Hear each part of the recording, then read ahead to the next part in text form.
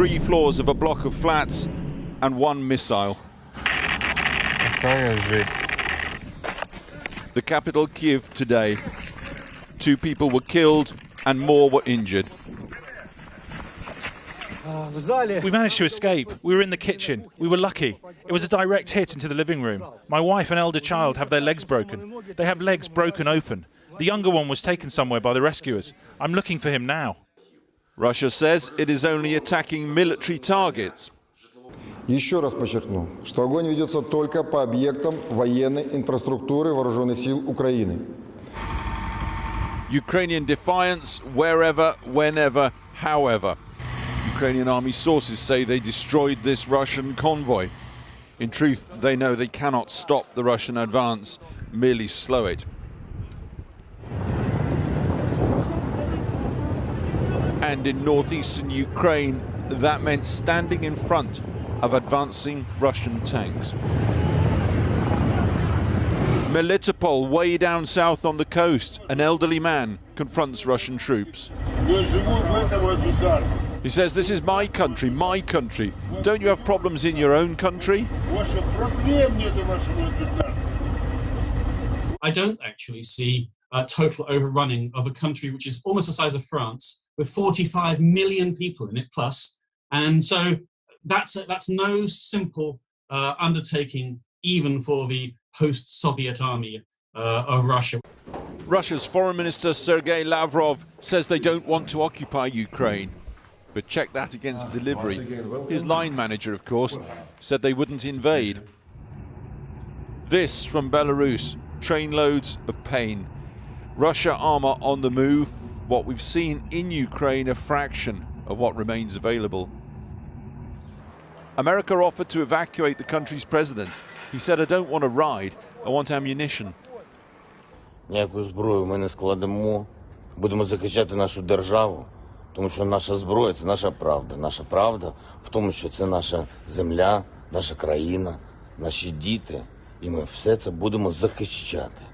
Ось і все. Ось це і є те, що я хотів вам сказати. Слава Україні! Ukraine is under invasion from the north via Russia's client state Belarus, from the east via Russia itself, from the south via Russia's Crimea Peninsula and the Sea of Azov. Inside Ukraine, the key thrust is south from Belarus, approaching the capital Kyiv from the north, east and west. Ukraine's second city, Kharkiv, same tactic, now gradually being surrounded. South, the key port city, Mariupol. The Pentagon says an amphibious assault here has landed thousands of Russian troops. It's believed these forces will then link up northeast in Donetsk and Luhansk, the breakaway areas of East Ukraine. Even relocated Western embassies way out west in Lviv are now threatened by invasion routes south from Belarus. Lviv today, queues again, civilians signing up as soldiers. Tellingly, national conscription no longer functions. It's locals defending their locale as best they can. Overnight, Russia in a minority of 1. Of course, Moscow vetoed the UN's condemnation of Putin's war, but China's abstention a diplomatic crumb of comfort for the West. Last night was the most horrific for Kiev since, just imagine, 1941, when it was attacked by Nazis. Since then, Turkey has moved to ban Russian warships from the Black Sea, and France intercepted this freighter in the Channel, bound for Russia under sanctions rules.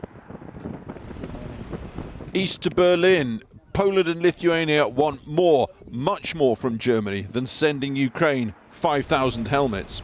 5,000 helmets? This must be a joke. Das ist ein Witz. Das muss ein Witz sein. We have to deliver real support for the Ukrainian population. All the while, Russian TV is showing more armour crossing, this, it said, into the disputed Luhansk region in the east of the country, as Russia at home assaults social media, restricting some access to Facebook. For millions of Ukrainians, another night tonight will be in cellars, bunkers, Kiev's underground system. Nights they could not have imagined even a week ago. And here, one new Ukrainian life began, again with a mum who could scarcely have imagined this so recently. Above ground, they stream out west in the precious uncurfewed hours of daylight to Poland, to Romania, to safety. Well, as Russian troops continue advancing into Ukraine, they are meeting stiff resistance from Ukrainian forces backed by newly armed volunteers. Our international editor, Lindsay Hilsum, drove south from Dnipro to the city of Zaporizhia. She's back in Dnipro now. Lindsay. Kathy, the lights have just gone out on the street where I am as the curfew has come into force. The strategy of defiance here hasn't yet made contact with the enemy. But I keep thinking today about morale. What is the morale and motivation of the Russian forces? Because all this time they've been told that they were not going to invade Ukraine. They were on exercises. President Putin was clear that wasn't what they were going to do.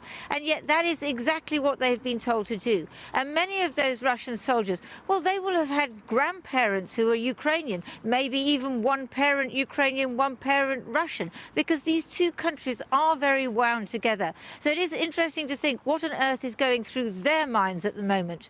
We do know what is going through the minds of the Ukrainian Defense Forces. I spent quite a lot of time with them today. I talked to one young man who said, look, I have no nostalgia for the Soviet Union. I wasn't born then. I was born in a free, democratic, sovereign country called Ukraine. And that is what I am here to defend. He was one of the people I met at a checkpoint. This is how our day started. Not over their heads, but straight into their hearts. Volunteers train at a checkpoint south of Dnipro, Ukraine's third city. These are the men from the territorial defense. They're going to defend Dnipro because they know that the Russians could come in from Kharkiv to the north or from the south, from Mariupol. And that's why they're here today, preparing, getting ready, saying they will defend their city to the end. Russian tanks are still 200 kilometers away, but the Ukrainians are digging trenches, ready for the expected assault. The fact that President Zelensky has remained in Kiev despite the obvious risk has encouraged them. President Biden, he said, we can take you from Ukraine, but he's still in Ukraine, he protects with us. So it's very like, you know, we feel this together. So that's important to you, that President Zelensky has remained in Kiev? Yeah, yes. Why is it so important?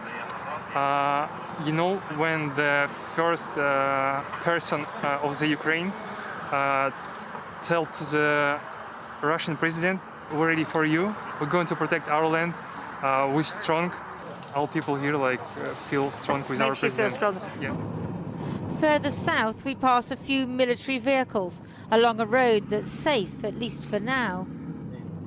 We cross the massive hydroelectric dam at Zaporizhia. Soviet forces destroyed it in World War II to hold up the German advance. Could the same happen again? And on through the town with its wide central boulevard to the southern end, where they're sandbagging another checkpoint and recording a message to a world that sent more thoughts and prayers than weapons.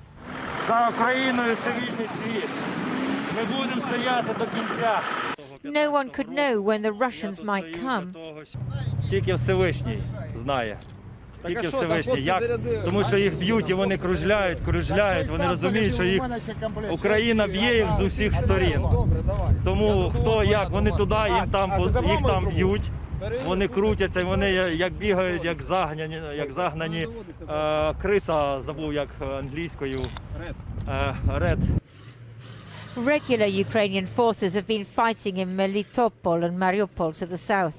They retain control of the cities, but civilians are increasingly anxious. Я как раз нахожусь с восточной стороны Мариуполя, вот, и прилетают, да, и грады, и тяжелая артиллерия. Вот, фронт слышен очень такой интенсивный, особенно под утро. Ночь более-менее была спокойна, тихая даже. Как правило, в 5-6 часов утра начинаются обстрелы вот, обоюдно. Но очень много наших войск, поддержка очень серьезная. Most of his relatives left already, but he was bringing out his elderly father and another important member of the family. It's a David and Goliath struggle, but we remember that parable because David's victory was so unlikely. Normally, it's Goliath who prevails. Lindsay Hilson reporting there. Well, earlier I spoke to the former Ukrainian Defence Minister, Andrei Zagorodnyuk, and I began by asking him if he thought Vladimir Putin was surprised by the extent of the resistance as his forces try to take Kiev. We know that he's surprised. We know that he's surprised because we know how certain he was in his ability to conquer within from 1 to 4 days. And he was absolutely certain that overwhelming power with the manpower and equipment, and particularly air supremacy, so-called, when they can control the air space with the and easily do any types of missile strikes and air strikes.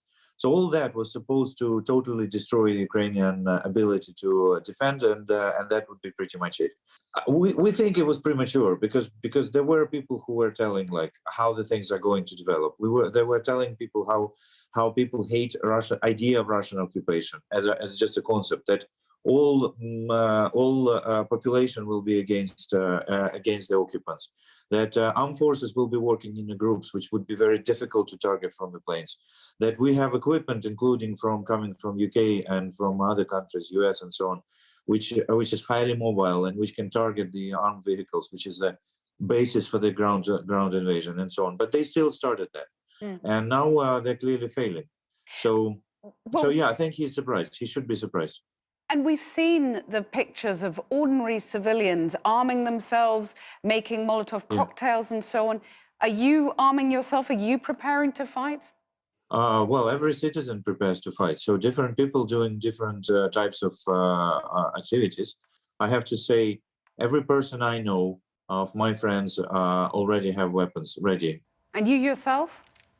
Okay. And that's you put the bullets here, and that's how it works. Right. I was going to ask if you knew how to operate it. I assumed you did. I'm assuming perhaps you've been trained in is that a Kalashnikov? I'm sorry, I don't know. But... No. This is basically it's a personal gun. It's not Kalashnikov. No, it's for personal protection. So it's not an assault rifle. How long have you had that? You pass through the certain courses and so on, but no, it's not the like a real assault rifle for military. But how long have you had that gun then? That particularly one, like 2 weeks. You've described the Ukrainian resistance and how determined you are to resist the Russian onslaught. So what do you make of the continuing disagreements within the EU over sanctions that, it's too late to stop Ukraine being attacked now, and yet the EU still can't agree on excluding Russia from the SWIFT financial system, for example? What we know is that most of the countries already agreed, so I think it's just a matter of time concerning SWIFT. But generally speaking, yes. Continental Europe, so UK has been always a pioneer of the deterrence measures, so absolutely, and US as well. But the problem with the some of the continental European countries, indeed they were reluctant because they had a very strong financial ties, and they had a lobbying power which was saying, yeah, we need to. But honestly speaking, even they were shocked with the fact that Putin still started the war, because lots of them were thinking that he's bluffing, or he wants to do some compromise, or he will do some very limited campaign and so on. No, he did a full-blown campaign on a number of the activities. And of course, everybody was shocked that it actually happened. But even after that, we've seen that some politicians weren't so happy to move with the really big sanctions, which we do think. If Russia is isolated for the time when their troops are in Ukrainian ground, when it's isolated from the civilized world, when they're losing tens of billions a day of not received revenues, when the banking system doesn't work and so on, we believe that Russian establishment and Russian people will start to apply pressure to say, okay, we need to stop it because we're killing our own country now. And just finally, I wanted to ask what you thought of President Zelensky's conduct. If you think that he's been lauded as a hero by many in the world, do you think it would be advisable for him to leave Kiev now? No, he's not going. To be honest, whatever the advice comes, I mean, he's not going to listen to it. So he's going to stay. I know his kind of personality, and he's not the type of person who runs away. His behavior been exemplary. To be honest, everybody in Ukraine, I mean, honestly, many people are very surprised with the way how he behaves, because he always was. This is his first political job in his life. And lots of people were wondering how he's going to react if the real problem starts, if like a real war starts. But he's leading by example lots of people now. So yeah, it's amazing, to be honest. It's incredible in a way. Andrei Zagorodniuk, thank you very much for joining us. Well, for millions of Ukrainians, life has suddenly turned into an absolute nightmare. A short time ago, I spoke to Alina Kurska, a young woman who lives in Kiev and is now hiding in her flat with her mum and aunt. She began by telling me what she has witnessed and heard in the last 24 hours from her home. Last evening, we heard the alarms. That's why we went with my family to the bomb shelter. So half of the night was spent in the bomb shelter. Then we came back home, and in the morning, we heard large explosions. A rocket missile hit an apartment building just 3 kilometers from my place. And that's really terrifying and awful.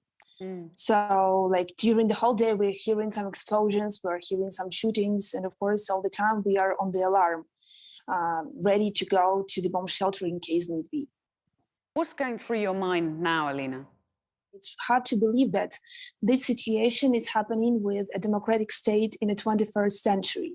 And you live with your mum and your aunt, don't you? I wonder, are you thinking of escaping with them? Are you thinking of fleeing? You know, for now, it's hard to realize because I live in Kiev, and these days Kiev became like a hot zone of the conflict. So there are fights in almost in all regions of Kiev. And even if we want to go, for example, to the train station, like it's not safe to go on the roads. I know that there are some trains which are evacuating people to the west, but still it's not safe to be on the roads. Do you feel that, last night, did you get any sleep in the underground shelter?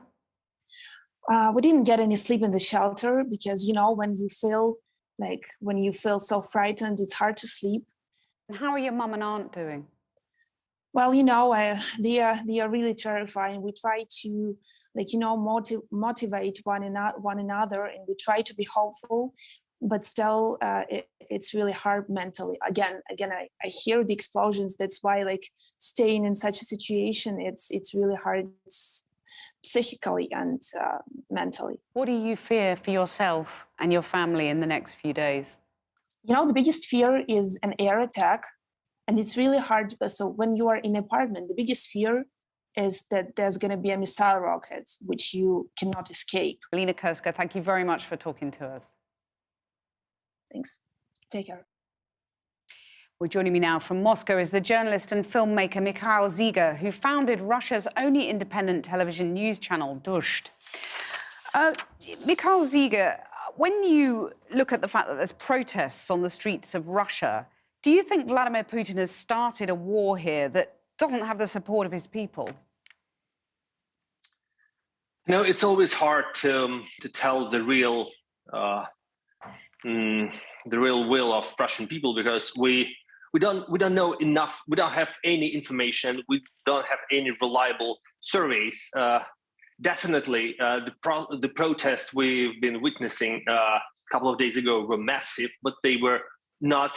And the reaction of the authorities was also very, very brutal.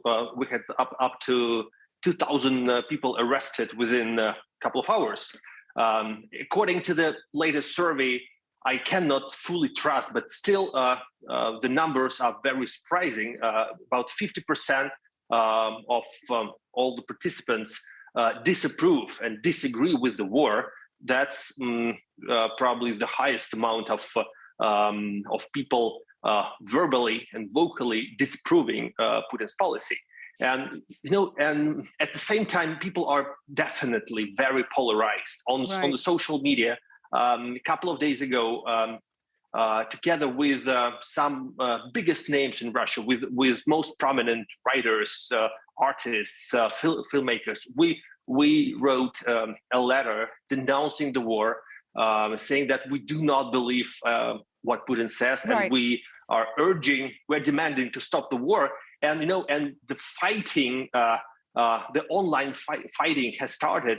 I'm getting personally lots of demands. You burn in hell and you leave and go to Ukraine. At the same time, thousands of people are writing me on a daily basis, asking me to add their signatures, to add their names under that letter. Right, so very polarised. But is there a more unity on the opposition to the fact that the sanctions are going to really harm Russia's economy? Is that worrying people? It's hard. It's hard to tell if it's hard to tell. Have we really realized what has happened? Because many people understand that the world we know has been ruined. We many of us understand, including myself. I think that our country, that everything is over. That the future we've been hoping for is over. Russia will never be able to have business as usual again. So right. we are running straight into the Middle Ages without banking system, without normal flights, without without normal way of life. Everyone has got used to. And speaking about the media. Mikhail, we've got. I'm so sorry. We have run out of time. But Mikhail Zyga, thank you very much for joining us. Well, the UN said today that more than 150,000 refugees have left Ukraine since the invasion began, most of them heading to Poland, others managing to get into other neighbouring countries like Slovakia. Our reporter, Porek O'Brien, has spent the day at the Slovakian border town of Ubla, and he joins us from there now. Porek.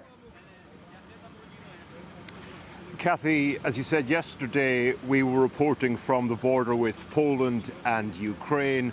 This morning we drove just 3 or 4 hours up over the mountains to the border here with Slovakia and Ukraine. This war is having all sorts of ramifications for the neighbouring countries around Ukraine, and not just in terms of the refugee crisis which you're seeing unfolding here behind me. So, for example, tomorrow, opposition leaders in Belarus have called for anti-war demonstrations on the streets of Belarus. What those opposition leaders are hoping for is that will spark mass demonstrations, the like of which we saw back about 2 years ago, if, and it's still a big if, the numbers show up on the streets. Remember, Lukashenko partnered with Putin when it came to this war. But geopolitics aside, we spent the day here in Slovakia on the border asking people coming through the gate behind me what the crisis in refugee crisis means to them.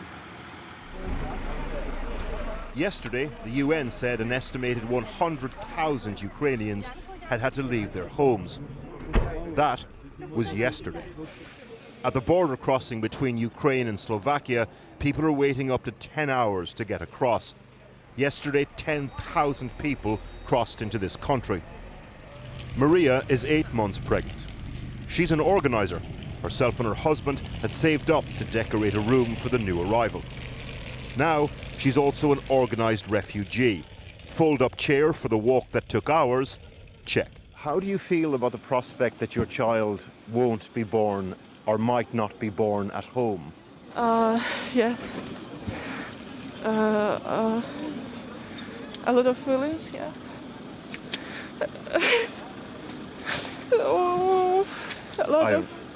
Sorry, I understand. If there will be a case to return in a month, like previously, like before the birth, like giving a birth, if I would have such option, I would do with that really like happily, seriously. Would you? For sure, yeah, because I really want to see my husband, dog, and everywhere, like seriously, yeah. Yeah. So it is like, for me, it is like better than to be here because, like 8 months, I don't have any money because we had renovations. We didn't expect to have any war or something like that. Thousands and thousands of people are coming across from Ukraine into Poland, Hungary, Romania, Moldova and Slovakia. So the queues here on the Slovakian side aren't quite as long as on the Polish side, but the queue on the other side of the gate here, we're talking about people waiting for about 10 hours or so. In this part of the world, solidarity just doesn't come in the shape of lethal aid or rhetoric, by the way. The Slovakian government has announced that people arriving here like these people will get free healthcare, they will get temporary work visas, and they will be given free transport. So a real sense of a country and civic society rallying together. Vladimir is waiting for his mother. She's been in the queue for hours. His father, at 57, just inside the conscription age of 18 to 60, is staying in Ukraine to defend his neighbourhood. Their son has been living and working in Poland for the last 8 years. Some my other relatives, they refused to leave the town, unfortunately, and now they have. And what about your father? Is he going to leave?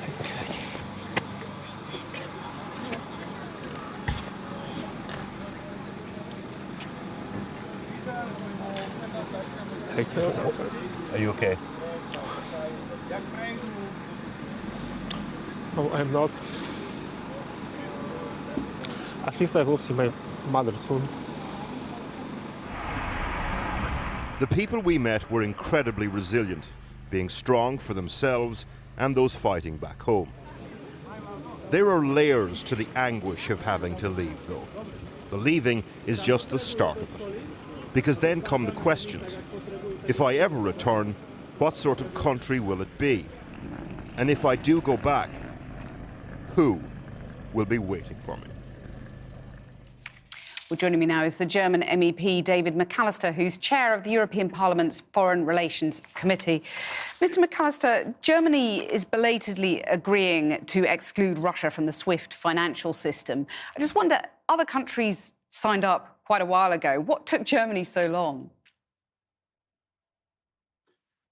The Russian invasion of Ukraine is the most serious violation of international law in Europe since the Second World War. And this is an attack on our way of life, our democracy, our freedom, and our security architecture. That's why I welcome that the European Union member states adopted a whole package of sanctions this week, but they also reserved the right to take further steps should there be a further escalation. And one of the things which is still on the table is, of course, to exclude Russia from the SWIFT system. And I believe that this will come, and it has to come. And it's extraordinary, isn't it? Tonight, just as we came on air, there was an announcement that Germany had agreed to supply anti-tank weapons and surface-to-air missiles to Ukraine. It's been described as a turning point. In your view, how landmark a moment is this for your country? Yes, the German government has decided to change its position. We, as a Christian Democratic Union, my party in Germany, were calling for this for a longer time now. The situation is so serious that the German government obviously has decided to loosen its very tight position on exporting weapons in conflict zones. It is now about showing solidarity with Ukraine and supporting Ukraine in its heroic defense against this Russian invasion. Obviously, there are terrible echoes of the past, people talking about the reverberations from World War II. In your country particularly, those must be particularly painful echoes, are they? Germany traditionally always has a very restrictive weapons export policy. Our policy in Germany is not to deliver weapons into conflict zones, but there have been exceptions from this position. For instance, Germany delivered weapons to the Peshmerga in their fight against ISIS, and also Germany has delivered submarines to Israel. So there have been exceptions from this rule, and this situation in Ukraine is a watershed moment. So I welcome that the German government has finally changed its position. When you look at the array of sanctions and you look at the military support and weaponry that we've been talking about, a lot of people will wonder, where does this end? What does this lead to?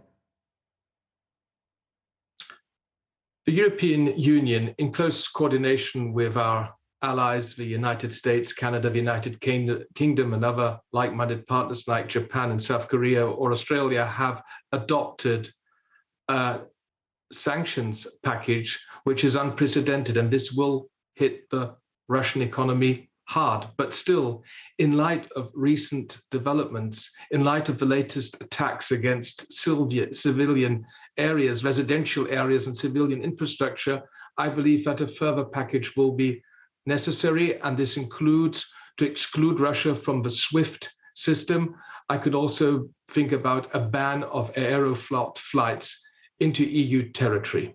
But there will also be reprisals, won't there, for European economies? You know, Russia will hit back. Yes, Russia will try to hit back, but I believe that our sanctions will hit Russia much harder, especially because the European Union is the largest economic trading partner of Russia. But of course, we will have to bear the consequences. But it's now showing solidarity with Ukraine, and it's about defending European democracy, the rule of law, and the whole peace and security architecture